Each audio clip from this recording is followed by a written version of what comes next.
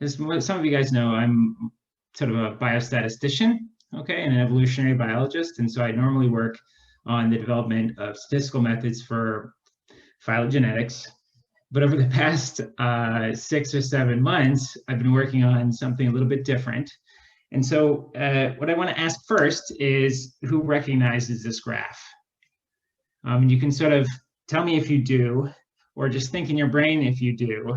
I suspect that for at least the people that are in the US, this plot is probably pretty familiar by now. And it is the number of confirmed daily COVID-19 infections in the United States since last February. Okay, and this graph is everywhere. Okay, so for instance, this is a plot from yesterday's New York Times, but I could have chosen this from any number of different media sources. Okay, and what I'm going to say, actually, to start with, is that I hate this graph. And the reason that I hate this graph is because this graph is wrong. When I say the graph is wrong, what I mean is not that it's technically incorrect, but that it's sort of, what I'm going to say, severely misleading with regards to the distribution of SARS-CoV-2 infections in the United States through time. And so why am I going to confidently assert this? Well, first of all, here's a different graph. This graph shows the number of daily COVID-19 deaths through time in the United States. And we can line these two graphs up side by side and you'll perhaps see what I mean. But when I line the graphs up, what I'm actually going to do is I'm going to shift this red plot 19 days to the left. And the reason I'm using 19 days to the left is not arbitrary. That's sort of like more or less the amount of time that if a SARS-CoV-2 infection results in death of the patient, that's more or less the average time from infection to death. So now the two graphs are lined up and overlaid. It might be fairly difficult to see the red on this plot, so I'm going to fade out the white. And you can see that now we have the number of infections plotted, in this gray color, and the number of daily deaths, but shifted 19 days earlier. And so now that we've done this, we can actually take a ratio of the number of deaths on any given particular day that could be attributed to an infection 19 days earlier. And that ratio, the ratio of the number of deaths over the number of infections, okay, for a confirmed illness, has a name. That's called the case fatality ratio, or case fatality rate, CFR. And so if we plot that through time, we actually see that it's changed dramatically over the course of the US pandemic of COVID-19, okay? And it hasn't really changed dramatically. Actually, what's going on here is that we have a major issue in diagnosing cases in the beginning of the pandemic. So of course, as you know, at the beginning of the pandemic, we were vastly underestimating the number of true daily new infections of SARS-CoV-2 in the United States. This is on a log scale. So it's a huge change through time, right? And so as such, it's always been true, and it remains true, that the confirmed deaths from COVID-19 are a much better indicator of the true number of daily SARS-CoV-2 infections rather than the number of confirmed cases.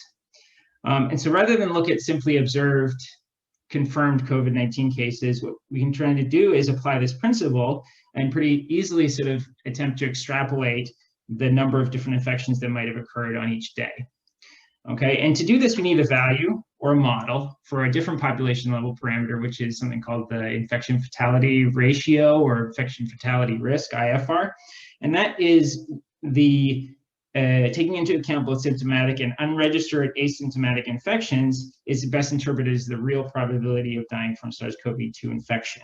Okay, and so a reasonable value, let's say just as a first pass for the IFR for SARS-CoV-2, which is based on lots of different studies, might be around 0.6% or 1 in 160.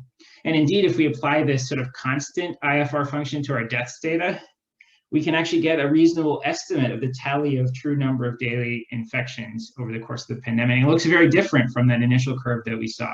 So in this plot, we see the blue curve shows the confirmed number of daily infections of COVID-19 over the course of the pandemic. And the green plot shows a much better estimate, just based on this very simple model of a constant IFR through time, of the true number of daily new infections, estimated number of daily new infections of COVID-19 or SARS-CoV-2 in the United States over time. Now we can sort of apply a slightly more realistic model to this as well, maybe one in which, for instance, the IFR, the infection fatality ratio, was higher at the beginning of the pandemic and then decreased gradually through time, perhaps as different populations were infected, say younger people, or as the treatment for COVID-19 improved. And we can see how that changes our estimated number of daily new infections. So with this model in mind, what I'm going to do is I'm going to try and tackle what we're going to refer to as 4 myths of the COVID-19 pandemic in the United States. In addition to this one, which is this constantly perpetuated curve of daily infections, treated literally as if this was the daily number of new infections rather than the number of confirmed cases through time. These are things that are frequently reported in the media, or communicated via social media platforms, but that are misleading at best or demonstrably wrong at worst. And so the first myth is that there have been 3 waves of SARS-CoV-2 infection across the United States. Okay, how am I going to disprove this? Because my previous plot just clearly showed 3 distinct waves of COVID-19 infections or SARS-CoV-2 infections over the course of the pandemic in the United States. Well, here's the problem with that. If we actually analyze the geographic dynamics of SARS-CoV-2 infections, daily infections or daily estimated infections in the United States through time, what we see is not actually 3 distinct waves. What we see is that the pandemic predominantly started in the Northeast United States with very few daily new infections in large states such as Florida, Texas, and California that are not in that region. Next, it spread precisely to these states, and then in the summertime, and then in the winter wave of infections, it was everywhere. We're back. And so the reality is that in most places in the country have experienced no more than 2 distinct waves of SARS-CoV-2 infections, but these waves were geographically asynchronous, which creates this overall pattern of 3 distinct waves. Second myth, there have been about 29 million SARS-CoV-2 infections in the United States. And so this is just from a recent article in the United States, the world's most COVID-rat country, 29 million people have been infected, okay? The reality, as we've seen, is that the confirmed COVID cases underestimates the true number of infections, and for a disease that often presents asymptomatically, not by a little bit. So to figure out how many people have already been infected with SARS-CoV-2, we can use the same sort of principle that we applied earlier. And here, instead of a fixed model for IFR, I'm using like a range of different values of IFR at any time period. And then we can go look at, and so this is just for Massachusetts. If we look at the cumulative total number of infections under this model, this is a very simple model, but this tells us that perhaps around 1.8 to 3.4 million people in the state of Massachusetts have probably already been infected with SARS-CoV-2 and recovered. And this is 3 to 6 times the number of confirmed cases in Massachusetts, which is only 600,000. If we do the same thing for the whole United States, applying this exact same model, it tells us that we probably already had between 70 and 120 million total SARS-CoV-2 infections, much more than the 29 million or so that have been confirmed positive COVID tests. To visualize this sort of metaphorically, I developed this iceberg plot, which is the familiar above the waterline, this familiar number of confirmed daily cases, and then the estimated number of unobserved infections below it. So the reality of this myth is that the true number of SARS-CoV-2 infections in the United States has probably not been 29 million, but perhaps at least 70 million, and at most around 120 million. All right, my myths are getting more controversial. The third myth that I'm going to tackle is that the myth that Christmas, Thanksgiving, and the Super Bowl led to increased SARS-CoV-2 infections and COVID-19 deaths. And so this is widely prognosticated. And actually, the wide prognostication of this has left, I think, a lot of people with the lasting impression that this actually did, in fact, occur. In other words, that holiday gatherings and Super Bowl parties led to lots of new COVID-19 infections. But this is really not supported. Okay, so yes, infections did increase after Thanksgiving, but actually a lot of people think this was largely a testing artifact. Infections did not increase after Christmas, as you would expect if Christmas gatherings and travel had spawned a lot of new COVID-19 infections. In fact, they fell dramatically, and then they continue to fall after the supposed super spreader, including in the county of Florida in which the Super Bowl was held. So the reality of this myth is that there's very limited evidence for a Thanksgiving surge, and zero, at least on the macro scale, evidence for Christmas or Super Bowl linked surges. All right. The fourth myth, I promised they would get more controversial, is states with harsher COVID restrictions have fared better than states with restrictions that are lighter. And so to test this myth, we need to compare different states, but states differ in lots of different ways. One comparison that's popular now is between the states of Florida, a relatively low restriction state, and California, a very high restriction state. And so if we look at just the number of estimated daily infections or confirmed COVID-19 deaths through time, we see that they rise and fall in Florida and California in their own rhythm. But the only way to compare them sort of in a substantive way is to compare the endpoints. And so if we look at cumulative COVID-19 infections and deaths, yes, California is doing slightly better, but it's also a much younger state than California. California has a much higher median age than Florida. And comparing New Mexico with high restrictions and neighboring Texas with famously low restrictions, things look even worse. Here, Texas has actually fared marginally better than its neighbor in both estimated cumulative infections and COVID-19 deaths. So the reality is that there's no consistent evidence that high restriction jurisdictions, at least within the United States, have fared consistently better than lower restriction counterparts. Okay, so I actually have two more myths. Do you guys want to hear them? Yes. Okay. My fifth myth is that school, college, and university reopenings have significantly increased community transmission of COVID-19. And so here's some examples of this myth. First, a Washington Post article from last summer confidently prognosticating that there's no way that colleges could reopen safely in the fall. And another article actually from September already eagerly attributing increased COVID cases to college reopening. But the minimum threshold of evidence required, in my opinion, is to assert that colleges were driving community transmission would be data showing that college students were getting infected more often with COVID when they were on campus during the period of time in which college students would have been on campus than when they were at home. In fact, the data show precisely the opposite pattern. So here, remembering that deaths are a much better indicator of real infections than observed cases, we see weekly deaths in the general population have these sort of three nationwide waves, right?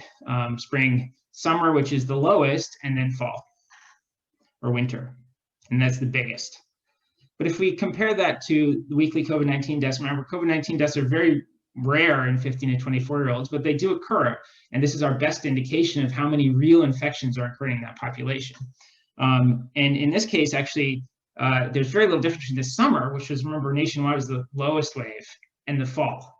And so it's hard to know what's going on here, but it's certainly not consistent with colleges being a source of transmission in the community, right? And this could in fact be because college reopening was associated with so many preventive measures, whereas the summer was associated with free socialization of young people, that this is actually stemmed, but that's speculative. But what I can say is that there's no real evidence that colleges and university reopenings have substantially increased. And actually, there's some really good analysis actually at the county level that shows that the opposite, in fact, might be true, which is sort of something that you can see at the macro level. A sixth myth: children are at substantial risk of dying from COVID-19. This was everywhere in advance of school reopening last summer. And it's kind of one of the things that drew me into this.